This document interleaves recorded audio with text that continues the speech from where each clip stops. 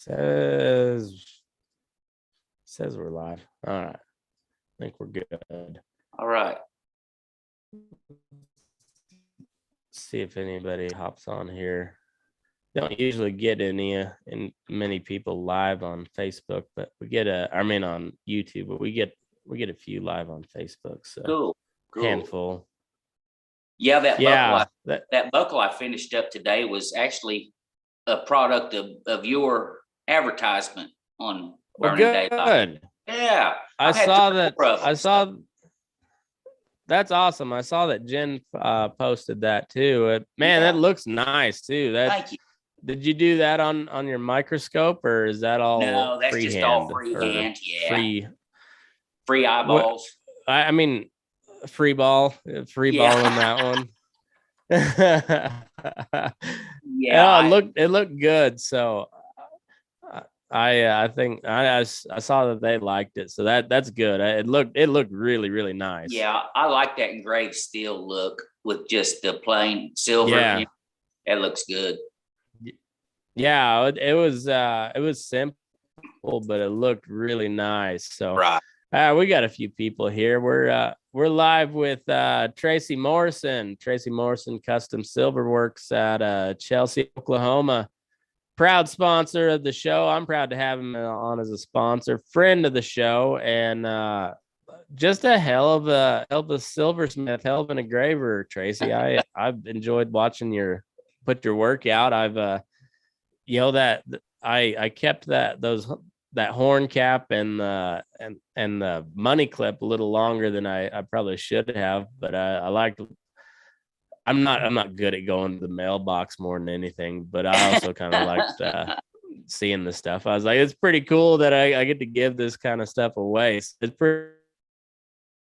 been a pleasure looking, watching your work, your artwork. Well, I appreciate that. I appreciate it. And man, I like giving stuff away, and if it helps you out, that's a good deal because you put on a heck of a good show. So no problem. Well, man. I appreciate that. I try to. I know I've said it multiple times on here, but as far as podcasts go, there's a lot of cowboy sort of podcasts. There's a lot of horse training stuff. There's a few like motivational speakers that they got cowboy in their title and whatnot. But I say this because I'm a working cowboy, and I know whether you call a feedlot cowboy or not, I'm gonna own the title just because I feel like I've been in it long enough. I can go ahead and just say, yeah, that's what I do. You bet. But regardless, I never really saw anything that was aimed at entertaining us guys on horseback or in the saddle shop or engraving or whatever the case may be. But the guys doing the cowboy work, whether there wasn't anything aimed towards them podcast wise, whether it be cowboy shit stories or the history of cowboy or just like on Fence Post Politics, the relevant topics of the day, or maybe not so relevant topics of the day, but put out there for the working guy. And that's what I try to do. And it's really humbling seeing the response from it. And I'm glad that people keep tuning in, and there's more and more people every day, it seems like, and which is fucking wild. Yeah. To tell you the truth, it's just wild to see it. I think you got to be a working cowboy to get it. I mean, we kind of got our own sense of humor and our own way we put things out there. And if you ain't done it, you don't get it. So you're doing a heck of a good job. Well, I sure appreciate it. And the main reason we went live here is Tracie just finished up a set of hooks that we're gonna raffle off, and we got some proceeds going to a good cause. And I've mentioned this before in the past, but I'd like to set up a little foundation that's more just working cowboy specific, in the future. And I think we're going to try to do that some more with these raffles. But Tracie's Tracie's been kind enough to donate these, and so we're gonna donate a portion of the profits to or the proceeds, I guess, to Farmer Veteran Coalition. And man, these things are sharp, engraved rowels and everything. Yeah, I spend a little bit of time on them. You know, I don't want to put something out there that I wouldn't wear. You know, pretty proud of them. Here's one side of them. I don't know if probably can't see them as good. The lighting ain't real good in here. A little bit, but they got a good ring to them. You know, scroll work. I engraved all that underneath the microscope and stuff. Put the shading in, and then on the other side of the band, just got that nice classic Western bright cut on there. So yeah, they're pretty nice. Yeah. I'd wear them. So I think anybody ought to be proud, you know. $50 a spot. Yeah. You can't go to the feed store and buy them for $50, you know. So no, nothing that nice. That's for dang sure. Yeah. And it's you know, I guess for, you know, because we got plenty of great basin types out here. So they're a classic kind of Texas style spur. But it's you know, they ring nice. They ain't got any jingle bobs, but you don't need them with a ring that good on the rowels. So it's they'll hear you coming. You bet. You know, and if it helps out the veterans, that's a good deal. I'm a veteran myself, so you know, anything I can do to help out my brothers, you know, shoot, yeah. Hell yeah. What branch were you? I was in the Air Force. Air Force, right on. I got a brother-in-law still in the Air Force, nice. So that's awesome. My eyes are, well, I mean, they were too shitty for the Marines, so they damn sure ain't gonna take me in the Air Force. Yeah, my whole family, my grandpa, he was a Marine in World War II. He actually was on the cleanup crew after they bombed Hiroshima. So. Oh, no kidding. Yeah, if we could go deep dive on that conspiracy with the bombing deal too, but we'll save that for another day. Oh yeah. Yeah, I've heard, you know, like there was one conspiracy that I heard, and this was from a pretty intelligent fella, and then he kind of deep in. I for him there for a little while, so he popped up on like this, not YouTube, but like Rumble and like platforms, and he was spouting a whole lot of stuff. His conspiracy theory is that nuclear. I'm not sure how much I buy into that, but he was making some good points. That's always the problem with those conspiracy theories. I don't know if I agree with him, but they're making some good points. Well, they're just spoiler alerts. That's all they are.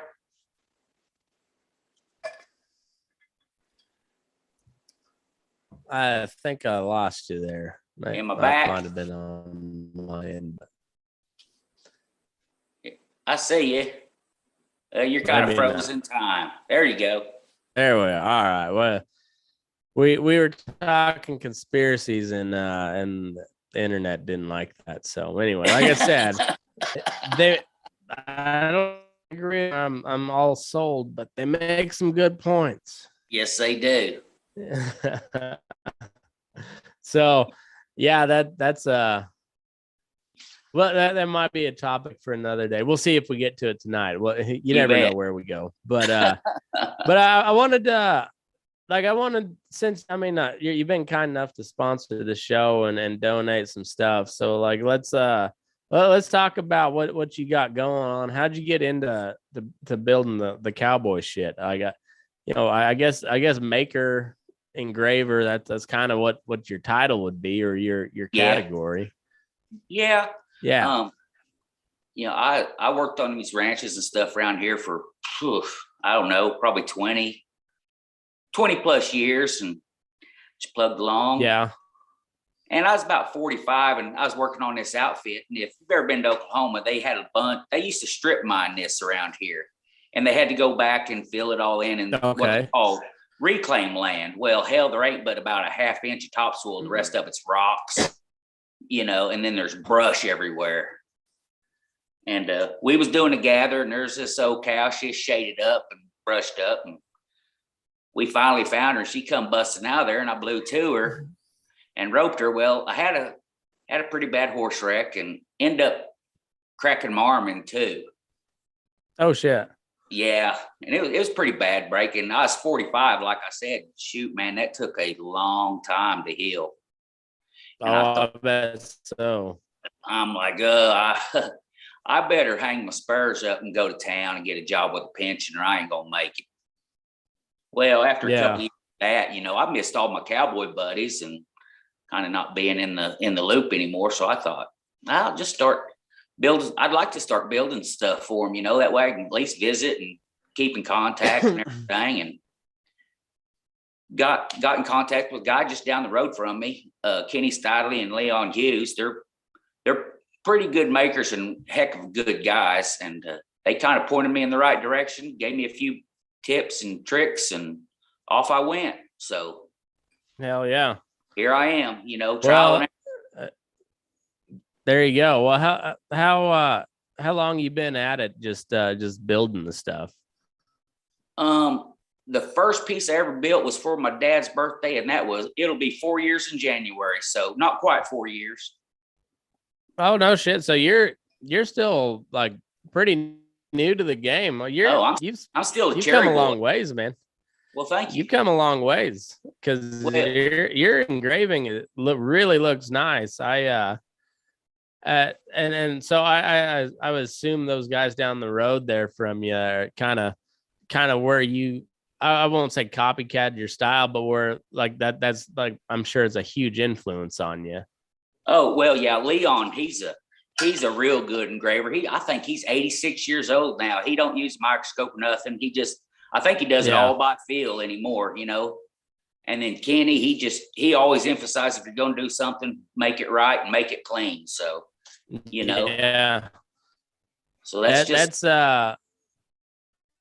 awesome. Well, and there's and the way I say that, because you always hear like especially in music, every country artist, wanted to be Hank Williams in the, in the 70s. Every country artist wanted to be Hank Williams. So they copycat his style a little bit, but then that turns into, that, and Bob Wills and whatnot. They people steal from one genre or scene to build their own, and like had Merle Haggard, he was that wasn't Bob Wills, but son of a, anyway, he started that whole Bakersfield scene, which right.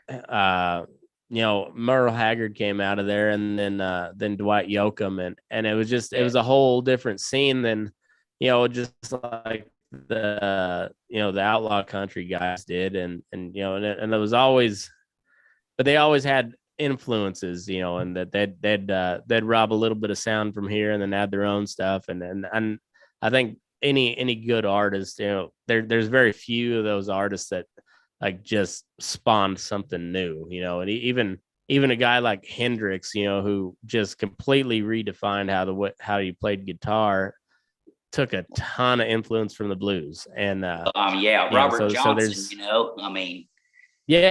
any blues riff you hear comes directly from him, so yeah. And I'm sure he heard it from someone else before him, or put a spin on it to create that. And so like you have to go way back to find like, the original artist. Right. But there's a handful here and there that sure enough just spawn an entire new way of art. But it's really cool, like especially being, where I'm from and where I'm at now, just seeing that like I guess the clash of cultures, but just the two distinct styles within cowboy, and there's offshoots everywhere, but there's the California and the Texas style, and they're like the way the spurs and the bits go, they're polar opposites, but they're still all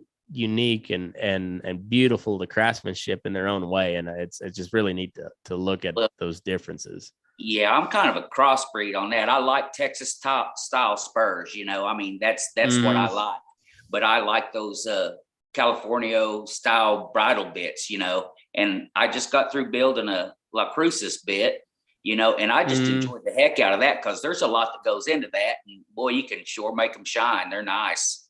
And Oh yeah. I like doing those type of bits, but I like doing Texas style spurs. So, you know. Yeah, and I think the Texas style Spurs they lead more into like to have a little more bling on them where Yeah. you can hang a lot of silver on a spade bit where it's not Yes, you on can. your typical shanked like a cavalry style shank or something You like that bet. on a grazer bit. There's not near as much room for silver Right. on that bad boy, but where a spade you can really hang a lot of silver and engrave it in there, You and it's kind of can. the same way with the Texas style spurs versus the California. California is usually and correct me if I'm wrong, but it's usually a solid piece of steel, just one piece of steel that makes the whole band and shank. Yeah, or them shanks are. I've studied that a little bit, and them shanks on them California styles. Sometimes they had like they drill a hole through the band and already have that shank cut out, and they put it through there and rivet it almost in there. Oh, I see. It's I a str. see. I've never done that. That's just what I've read up on and stuff. But yeah, a lot of them are one Mhm. piece also. Yeah, and so but they're usually not as wide of a band, and No. I prefer on the Spurs. I prefer the Texas style. I like the look of a really cool spade bit or like a half reader or a Mona Lisa or something like that. But to have that you know vaquero style cheek pattern on it is Yep. always. Yeah. I mean, that's where you make them shine is when you have all that surface area to put silver on and do your And I love it. engraving and I do your love it. actual artwork. Yeah, it's pretty cool. I really liked that little California style bit that you made though. That one was sharp. It was clean. It was smooth. It was also it had that cowpuncher style to it because even though there was a lot of engraving, it was just simple. Like it'd been a good using bit, like a really, Yeah. I mean, real flashy using bit, but it had that feel of a using bit. It didn't seem like a bridle horse type, going to town type bit. Right. Well, and that's just it. I like all that fancy stuff, but I can't get over. I like that classic Western bright cut Mm, engraving.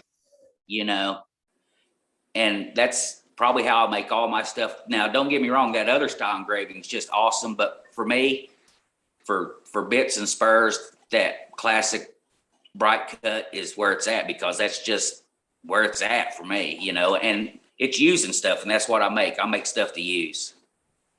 yeah.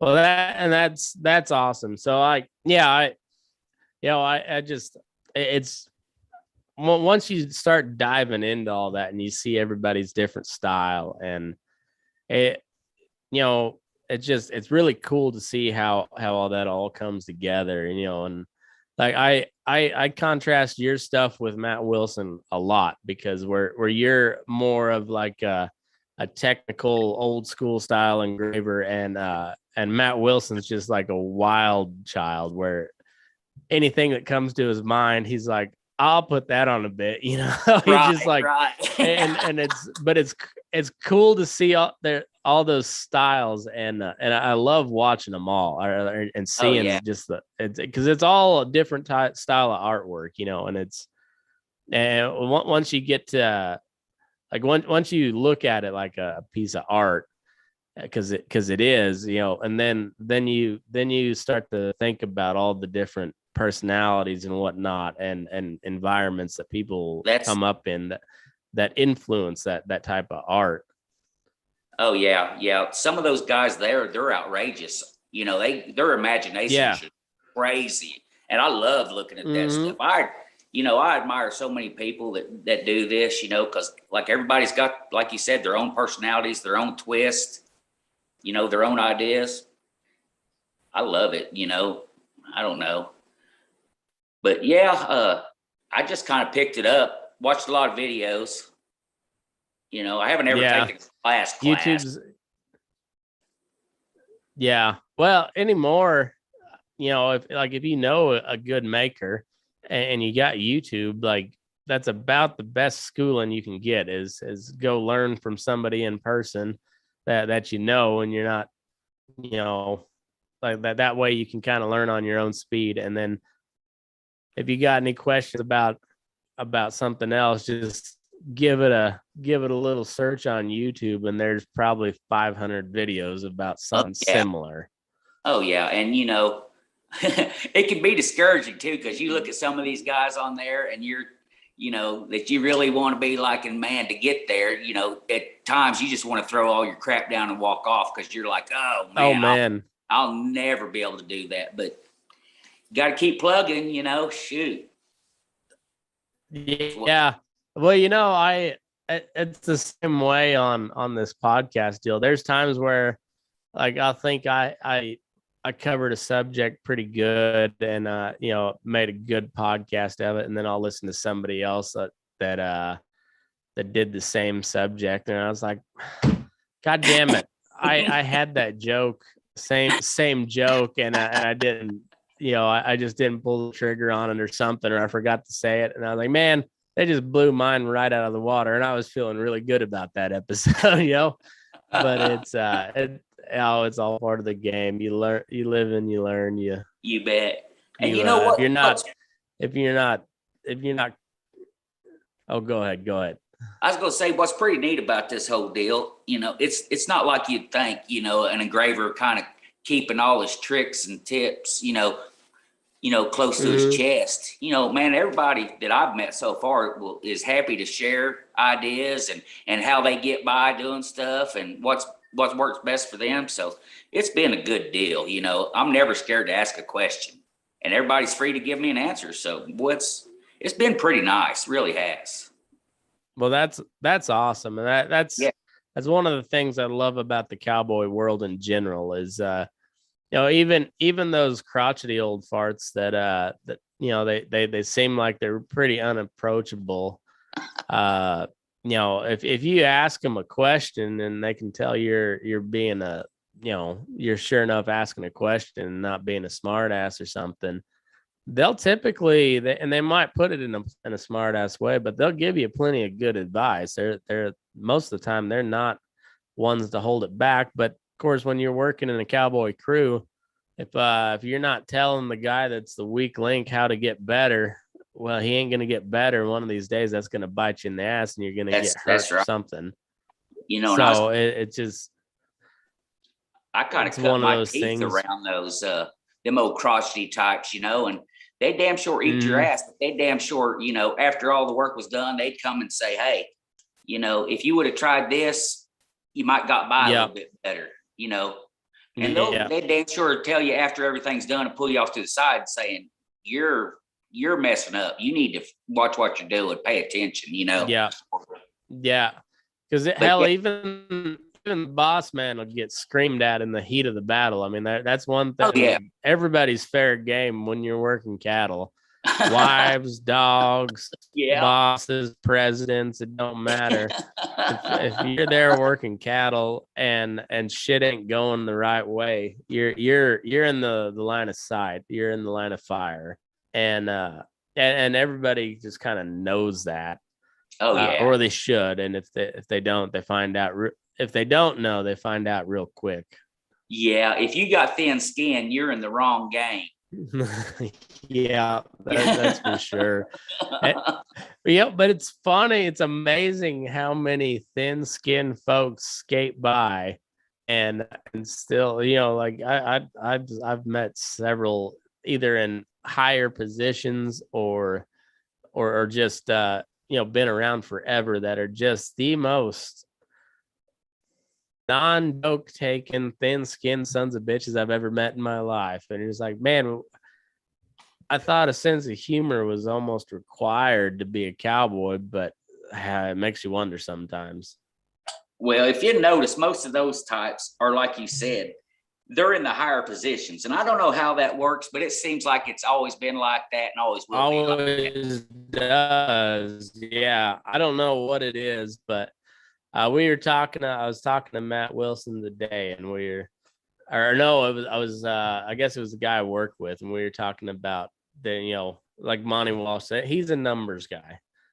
Yeah. It's just certain mentality where, like, and I know you got to have a good mind for numbers if you're gonna, be in a management type role. But man, there's also there's if you're gonna be in, I was talking with Scott the other day, like when you get to be that cow boss or higher position, you gotta somehow balance numbers with the cattle and horses and the people, and that's it's a fine line to walk on. I don't know if anybody's I'm not sure if anybody's ever perfected it, but it's a fine line, and it's almost an art form.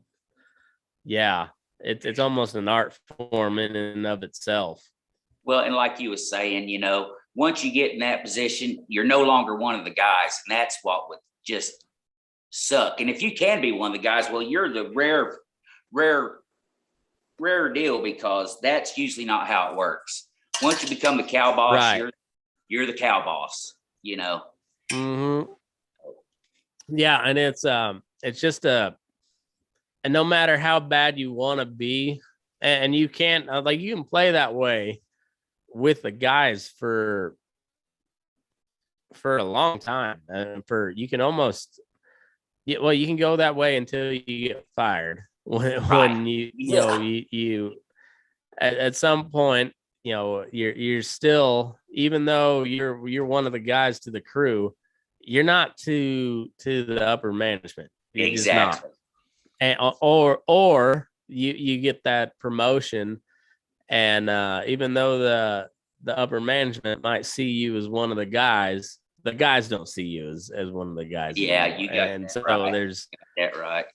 Hey, let me go get a charger. I'm gonna. But there's all right. As I was saying, there's today I was saying, I was giving an example when I was at the cactus yard, and how we did our time sync AI. So for anybody that's not familiar with that, time sync artificial insemination, usually you put a cedar, which is for the layman out there, be an IUD, gives off a progesterone dose every day or constantly, and you leave that in for a week, and then you'd give them another set of shots, and it's about a 10-day process to synchronize your entire herd and then breed them. And the way we did it was we'd put a cedar, leave it in for a week later we'd pull it, and we'd give them a shot of Lutalize, which is prostaglandin F2 alpha, which basically would terminate a pregnancy. So the progesterone is what the cedar is, that it mimics a pregnancy. You pull the cedar, you give them a shot of Lutalize, which would be the hormone that would terminate a pregnancy. And then 3 days later, you'd give them another shot, or you give them a shot of GnRH, which would help flush the ovary, and then you breed them right after you give them that shot. So shot, breed. And you could, like, a good ballpark number to get bred on a deal like that, because you're breeding all your heifers at once, is 50%. And the way we did it there at Cactus, I don't remember if I signed an NDA or not, but whatever. They can sue me if they so choose. But during that 3-day period, we'd give a shot of Lutalize, and then 3 days later is when we'd breed them. In that 3-day period, there was some study that showed that if you kept the calves off of those cows, you would gain like 1 to 2%, I believe, on your breeding percentage. So say you got 100 head, and you're shooting for 50%. You get 50 of them bred, and then you get an extra 2 out of 100. So you go from 50 to 52 head. And in that 3-day period, you're temporary weaning those calves. So you got balling calves everywhere. You got balling cows everywhere. And I mean, it was bad enough. Those cows were balling hard enough and pushing hard enough. We'd have to go every pen that was temporary weaning. We'd go and take all the gate rods out of the pen and just chain the gates because they'd try to jump. And sure enough, we had a couple of them that speared themselves in the brisket, or they'd get that gate rod hung in their flank, and we'd end up having to put them down. And so out of 100 head, say you have two heifers that or cows that jump the fence and die or get hung up on the fence. Well, you just canceled out your 2% advantage on that temporary weaning, and you cost yourself 2 heifers. So, and say this was a first calf heifer that got bred back, or was getting bred back. So you lost yourself about 10 calves to gain 2, or 20 calves to gain 2. But the numbers say you get 2% better, conception percentage. So that's what the corporate bigwigs go with, instead of the unintended effects or consequences. I worked on it was half commercial, half purebred outfit, and we got into all that AI and nonsense. And I don't know. I just don't know about that. I'm kind of like, let the bulls know more about it than we do. Let them just do it, But I think putting a paper to it, like you said, it could be detrimental to your whole deal if things just don't go perfect. It could be a train wreck. Well, it can be, and I'm not opposed to AI at all. I think it's a good tool, and we had good success with it at times. But there's also that part where during those 3 days, you have your entire cowboy crew, especially in a confined cow-calf deal. You got your entire cowboy crew rounding up calves that are squirting through the bunk, and you're trying to keep them, keep everything where it's supposed to go. And I don't know if we lost any calves or any more than normal from that, but they were stressed all to shit. And I know that as soon as we got those calves back on them, the cows back on the calves, we about 2 days afterwards, we were doctoring just heavy doctoring. And you're looking at all this, and like you're doing this for a 1 to 1.5% higher conception rate. Like it just, I'm a dumb cowhand, but if I put that down on paper, it doesn't pencil out right. So how are you at the higher levels not seeing this pencil out, especially when you're getting direct input from guys like me on the ground saying, hey, this just makes for a longer day. It makes that we're going to have to hire more help, because not only are we got all the cows to run through the chute, but we spend 3 days trying to keep calves back in where they're supposed to go and keep them organized, when on the day of breeding we could have got a couple extra hands and helped strip the calves off before we sent the cows to the barn. And the rest of the 70 hours there's no issue whatsoever. Right. Instead of working all 72 hours of that 72-hour period trying to keep shit straight and failing at every turn. Yeah. Why don't we spend a little extra for 2 hours out of that 72 hours and things go smooth, and just forget that extra 2 head that you might get. Damn it, Matt, we ain't got time on every 100. We got to get busy, we ain't got time for that. Right. We're burning daylight and shit. Yeah. Yeah, don't listen to the guys on the ground that see how it's happening. But you know, it is that's always been a struggle from the cowboy to the, you know, whether it be the cow boss or the range boss or whatever, you You know, and then bet. on up to the owner. Every cowhand thinks they can run it better, and not many of them actually want to give it a try No. when it comes down to it. Nobody really wants to try.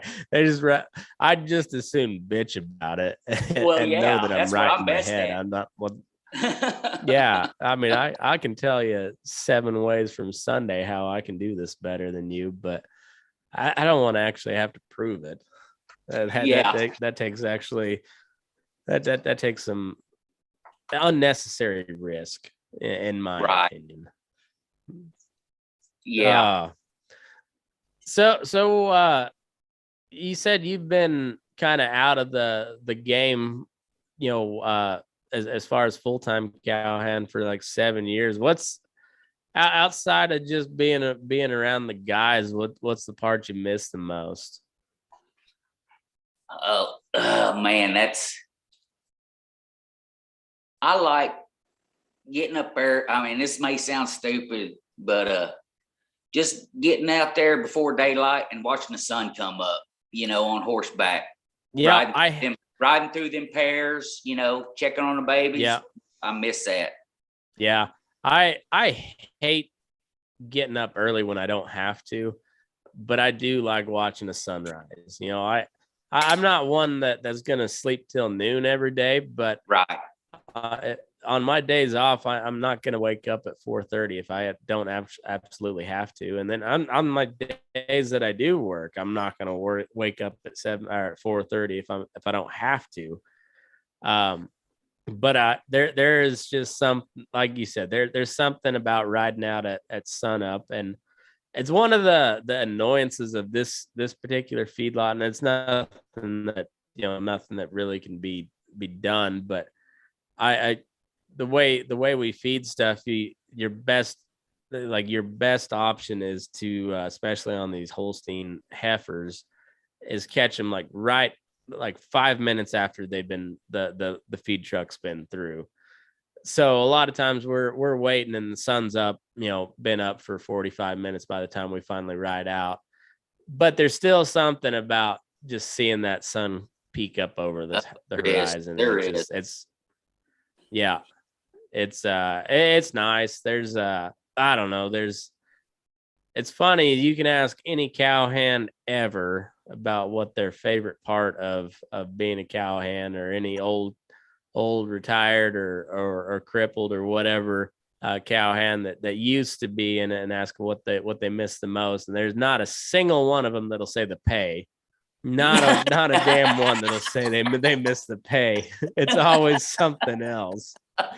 If you're in it for the pay, boy, Boy, you you get must head be coming examined. from a different you must be coming from a different country where cost of living, the standard of living's a little different than here, because Yeah. there ain't an American or even a Mexican cowhand, for that matter, that I've ever met that said, the pay was their favorite part of it. No. Not a damn one of them.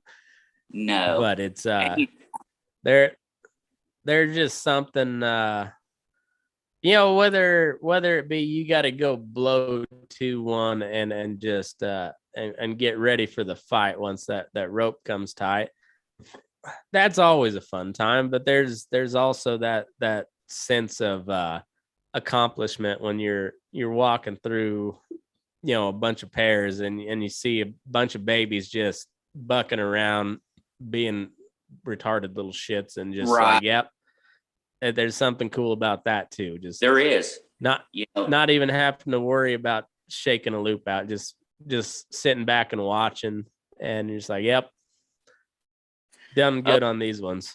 yeah. I mean, don't get me wrong. I love blowing 2-1 and just jerking a knot in its ass. Yeah, But there is, riding through there. It's a cool morning, watching them calves throw a number 9 over their back and just run and fart and buck and yep, play. And it's quiet, boy, yep. it's nice. It's nice. I miss that. Yeah, that's one of the nicest things about, and there's not many nice things about night cabin, but Oh it's no, just the sheer silence. I mean, yeah. creepy how silent it is, but it's peaceful at the same time. Like, and you better be at peace with your own thoughts, or you'll go nuts night cabin. Yeah, you can get a lot of philosophizing done. Oh shit. Yeah. Yeah, it's if you're not, and I can't imagine back before, because I've always had some sort of technology, whether it been a radio or a four-wheeler, since I've been around it. But like imagining, back in those just like those old line camp days when all you had was just a lantern, like not even a flashlight. You didn't Yeah, have just alkaline old batteries at the lantern. time. Yeah, and like you are just like you can't even read a book at that point. You're alone with your thoughts. Man, like that's you better be at peace with your own thoughts, or you'll go nuts real quick. Well, on the other hand, maybe that's what the hell's wrong with society these days. We don't get into our own thoughts enough and become, Maybe you know, it might be. It might be, because there's few days where I'll go to work and I'll put in a full days of work without like having something in my ear all the time. right?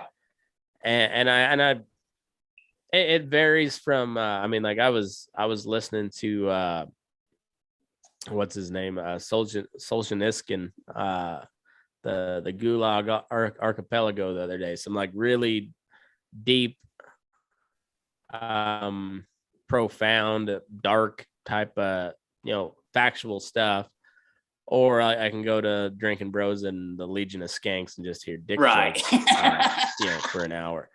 But I've always got something in, and then there's times where I'll just go back and listen to some of the episodes that I've done with that I remember something, and I'll go back to that episode, or want to hear another. I was telling somebody about a story that Boots had told me, and so I'll go back to and listen to that. But there's just not many days where I'm alone with my own thoughts. There's always something there, and Right.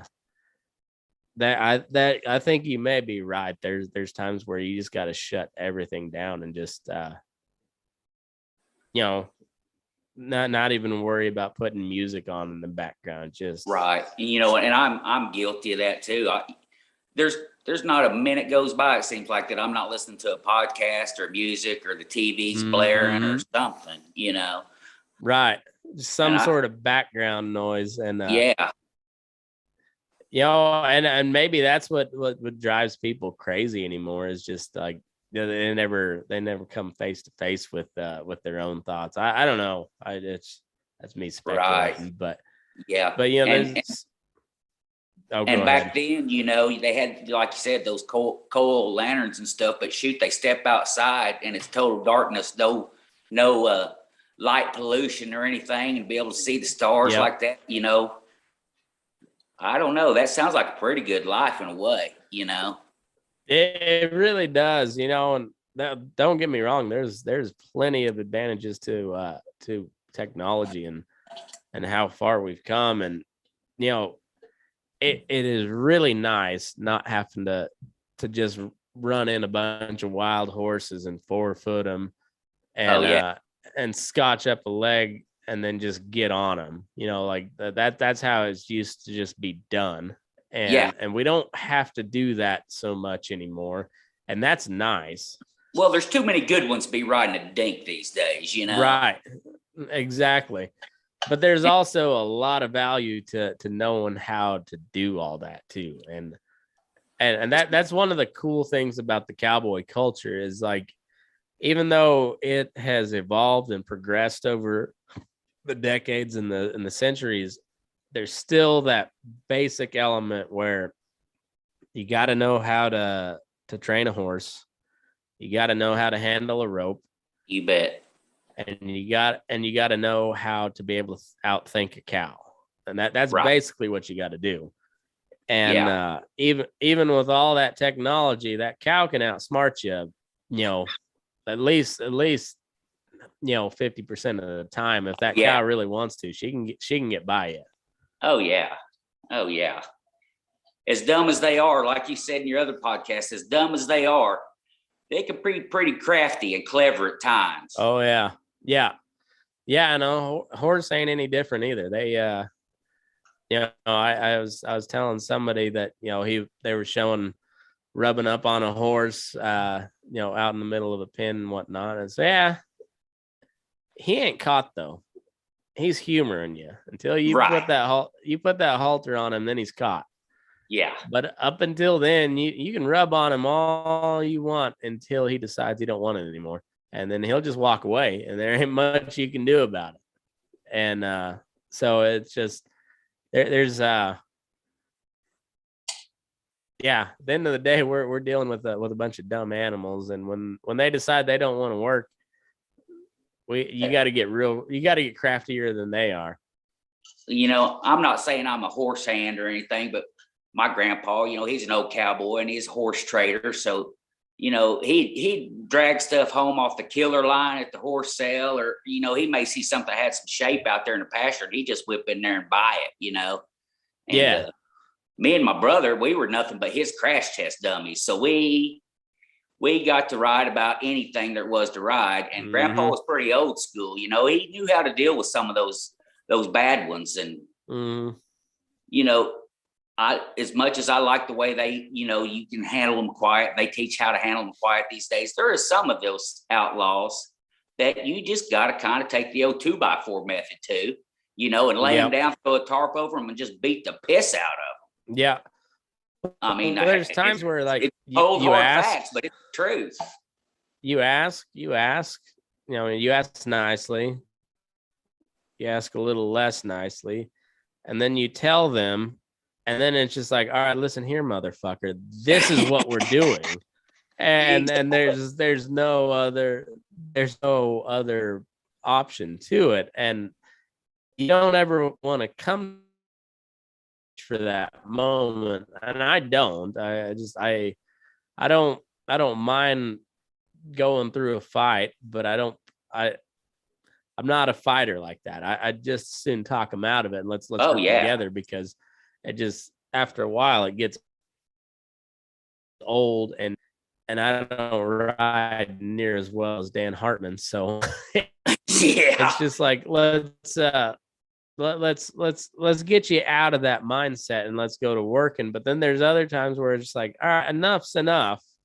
This is what we're doing, and I don't care what you have to say about it. I don't care what your thoughts are. This is what we're doing. And some of those methods can get pretty, they look a lot more brutal than they really are. They are, because if you've ever watched a bunch of horses out there together, they'll bite and kick the shit out of each other. Do you think there's anything you can do that's going to be any worse than a full-grown 1,200-pound horse kicking another one in the belly? No. Right. You can watch a mare just whoop up on a stud until they decide that they need a little loving. And then that old stud will just rape the shit out of them. And like there is nothing romantical about any of it. And you just look like there's nothing I can do outside of some serious torture devices that's gonna hurt this horse any more than that mare whooping up on a stud, or a stud finally getting it in. Right. There's nothing I can do as a 180-pound man that's gonna top that. So I don't feel as bad, but there's a lot of people that don't realize that you don't realize the size difference till you get up next to them, and you don't ever really feel or realize the power difference until you get on the other end of one, whether it be in the saddle or just on the end of a lead rope, when they decide to get after it. Like, there ain't much you can do that's gonna, you gotta use, like I said, you get crafty real quick trying to stop that. You know, and those bleeding hearts that think about all that, it's because they ain't never been around any bad ones, you know? Mm-hmm. So, you know, I don't know. People need to kind of just mind their own damn business, think, if they don't know what they're talking about. Well, you're sounding awful libertarian now. I mean, we know libertarians not good for reach on social media. They kind of shut that down a little bit. So we'll but yeah, 100% right. Say, what do we sign off on the regular deal, and we'll I gotta go pee real quick, and we'll come back and talk a little conspiracies since we were on it. Sounds good to me, buddy. We'll do a little Patreon only segment of some conspiracies. I don't even know which one yet. We'll figure it out. All right. But hey, sign us off for the main bunch if you would. Move your ass. We're burning daylight.